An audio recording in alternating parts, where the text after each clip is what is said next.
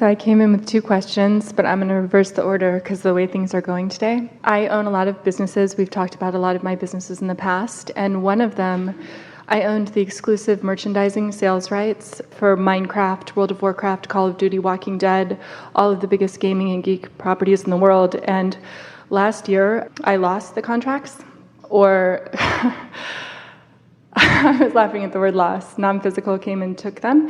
No. And I made a really strong decision, because that was a really large income stream for me, that I was going to be happy like my life depended on it. Because if I went there, I could see how it would go badly really quickly. So I kept saying, this has to be working out well for me. And as I was flying around the country doing a bunch of other business stuff, it was the first time that I just deliberately chose that no matter what the outside circumstances were, I was going to really, really be happy, like legitimately, for real. And then I ended up going to Boulder for 4 days, and I called it magic time, like as if I had a wand, and the most amazing, everything to the finest, most tiniest detail was beyond perfection. And I could really, really just tell that I could create anything. And then, of course, but I went back to life and started to worry a little bit, and I wanted to know how to more sustainably have magic time like that. Like, I've been having it for the last couple of days, and it's so nice, and I want to know how to sustain that. Well, you've already told us in the story, in your explanation of what happened, but we can tell you precisely what happened. Before you went to Boulder and had those 4 days of what you called magic time, you got into the receptive mode. You decided, I'm going to be happy legitimately, no matter what. I'm going to do that. So you were out ahead of it. And by that we mean you were in the receptive mode so that then you could realize the magic that was being presented to you.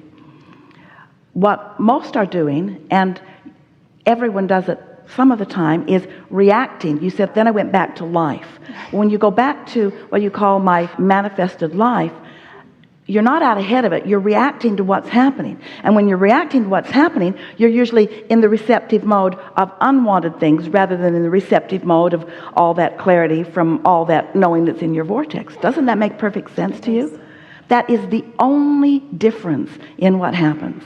You just got to get out there ahead of it, which means just decide on a more regular basis that you're going to feel good, that that's all that really matters.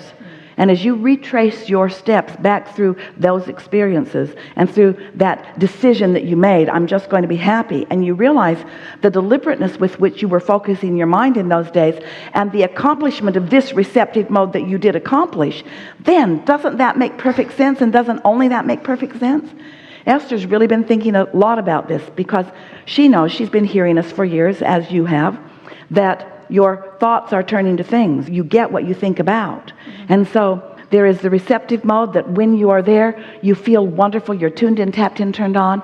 And when those thoughts turn to things, the things along the way, the encounters, the experiences, the ideas that hatch, all the things that come from that feel so, so good. But when you're feeling vulnerable or the victim or like you've been unfairly treated or you're angry, then those thoughts are turning to things too. And it is normal to have some of all of it. But the best thing that thrills us, that you know more than anybody that we ever talk to, you know the difference between this and this. And now you just told us you know how to deliberately get there. Yeah.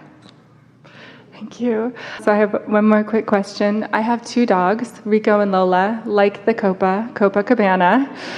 And that song is a love triangle. And the third character in the song is Tony. So I go to the dog park every day. They're big, very active dogs. And I had this running joke with my dog park friends that I'd need to meet a guy with a dog named Tony. I think we all know where this is going.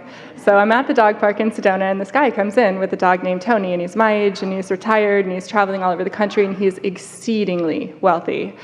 And so we kind of start dating a little bit, to the point where like my car broke down, and he's like, well, I could just buy a new one. And I drive a G-Wagon, which is a $150,000 car, and it was like, I can just, like, I'll get you a cup of coffee. But there were deal breakers, and I didn't end up dating him. But during that time, I could just cut him loose. During the time when we were seeing each other, I released everything about money, because as he was offering me these really extraordinary, like we could just travel around the world, and I thought, I can do that for me. And I have a lot of money flowing in and out of my experience all of the time, but I realized in that moment that I've been having this really shortage perception, even in the midst of what wouldn't be perceived as shortage. And I want to know how to best utilize that experience that I just had going forward, because there's a lot in it for me. But I wanted to talk to you about it the second it happened. Well, the most significant thing that stands out in a very strong way about this is that someone asked the question the other day, is my inner being and what it knows actually preventing me from moving forward into things that are not beneficial for me? And the answer to that is unequivocally no. Your inner being is not controlling anything like that. But your vortex contains so many intentions, and they all meld together perfectly. So it's logical that in your looking for something related to a Tony, that would be part of that powerful attraction. And in your desire to witness prosperity, the kind of prosperity that you've been talking about, the kind of prosperity that is important to you, that was a receptive mode experience because it brought to you a realization, first of all, of being up close to someone who is really living the financial, prosperous life that is in your vortex that you are on your way to.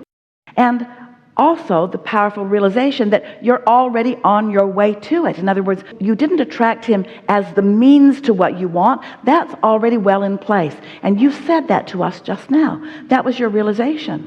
That was your realization. That was the peace. In other words, every person who comes into your experience, oh, this is really what you want to hear. It's what you all want to hear, even if you don't know you want to hear it, and even if you don't think you wanted to hear it after you hear it. This is what you all want to hear. Each person along the way, that magic that you were talking about, that magic 4 days, as those things are unfolding, no one of them in and of themselves is meant to be the only thing that ever comes.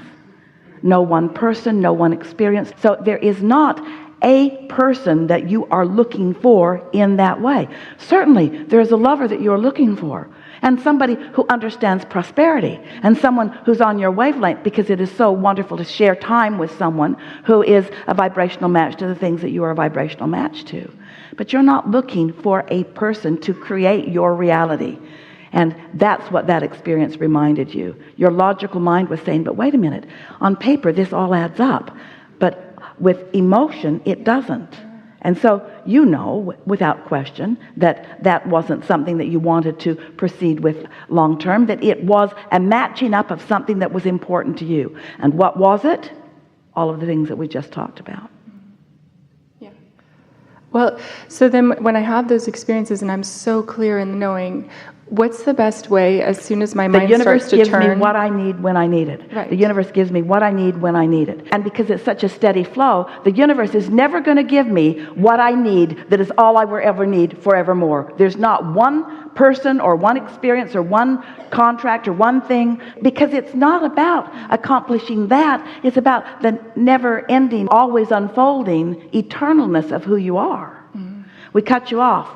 Did we go where you were going? You did. So then if my mind starts to go in the opposite direction, like I start to worry again. About what? My mind is worried about? About anything, about not enough money, about the guy's never going to come, about any of that stuff. About the stuff that previously I'll get in this state, and then all of a sudden I'll creep into worrying that I'll never feel passionate again about my businesses, or something that's silly, but it'll hold me for a period of time. In the same way that you just heard us, because we felt you feel that. You just heard us when we said there's not ever going to be the one thing that finally clicks into place that makes all the difference. And you said it to us in the best way that it's ever been said by us or by anyone else. It's that magic that just happens when you're there. And so it's by remembering that there is a steady stream of that. Recently, Esther is experiencing something with someone who's unhappy with her about something. And so every now and again, she'll get focused there, and then it makes her unhappy when she thinks about that. And so what she received the inspiration of after meditation one morning is to ask herself what her true momentum is. What is the true momentum of her experience? Am I more often confused, or am I more often feeling clarity? No question. Clarity, she wrote down. And so she wrote confusion, clarity, and drew a big arrow toward clarity. Am I more often happy or worried? No question. Big arrow. Happy. Am I in love with life, or am I feeling disillusioned by life? No question. That's where my momentum is. That's how you get out ahead of it. But you don't do that in your moments of discouragement. You do that when you're flying high. It's getting out ahead of it, isn't it? Well, that's easy for us to say, because when you're in the middle of something that you're not out ahead of it, that's when you feel like you need to do something about it. But that's when you're doing it from here rather than from here. In religious terms, they said to you, count your blessings. In Abraham terms, we said, focus on the positive aspects. Today we're saying, focus upon the things that are easy to feel the positive aspects about, and feel how fast the momentum comes to you. And realize that there were times that you'd get down in the dumps about something in the past, and you'd stay there and stay there and stay there and stay there and stay there and stay there. And that never happens anymore. It's always just a brief reaction to something. And we're not ever going to tell you that it's inappropriate for you to react to things. It's normal that you would. But the more you get out ahead of it, the less you'll react to things, you see. Everything you want is flowing to you. But we want to put it in an even better way for you. The most glorious, joyous journey lies out ahead of you on your way to the never-ending things that you're going to decide that you want. Never ending. It's never ending. Our emphasis, and you know it because you've been listening to us for a while, is on the joyous journey, not the destination. The destination will always disappoint you. Yes, yeah. If you ask it to be the end all, because it can't be. And your inner being knows it isn't. It was just one of the things that unfolded along the way, along the way, along the way, along the way, along the way. And so, what is it that you are creating? Oh, this is really good. Are you creating companies? Yeah, you are. Are you creating relationships? Yeah, you are. Are you creating money? Yeah, you are. Lots of it. But what is it that you are creating? Happiness. You are the creator of your own reality. Seth said that to Jane and Rob. Jane doing something similar to what Esther is doing here. And when Jerry read those books, You Create Your Own Reality, his question is, I sort of kind of get that, but specifically how? Seth said, your point of power is in the present. Well, that made sense in some way, but what does it mean? What does it mean? And so Jerry, once they met us, and you can read about that or ask someone about it, or maybe we'll tell you about it if you really want to know. But as Jerry then began speaking with us and began asking those questions, how is it that we create our own reality? And what do you mean by our point of power is in the present? We began explaining bit by bit, by explaining who you really are, the whole of who you are, that you are far more than these physical bodies. You are not just these physical bodies, and you are not just this consciousness. You were source energy before you came into these bodies, and that source energy still remains non-physically focused while you are in these bodies, and it's flowing to you and through you all day, every day. We began explaining that that's how your guidance system works, that the larger part of you is aware of what you're doing right now and what you're wanting right now, and is aware of the path of least resistance to lead you from where you are to where you want to be. We want you to understand that the path of least resistance means the path over and under and around and through the resistance that you and only you have put on your path. Your inner being and Abraham and source energy are never critical of the resistance that you have gathered up. We are just aware of it, and we know that it is a natural thing when you are in your physical body to be aware of things that you do not want. That's part of the process of determining what you do want. It's not wrong that you know what you don't want. It's good that you know what you don't want. But we want to help you to see that railing against what you don't want, pushing against anyone for any reason, only puts you, for the time that you're doing it, in a place that you cannot allow the full clarity and the full resources of your inner being, of the source energy that you have access to all day, every day.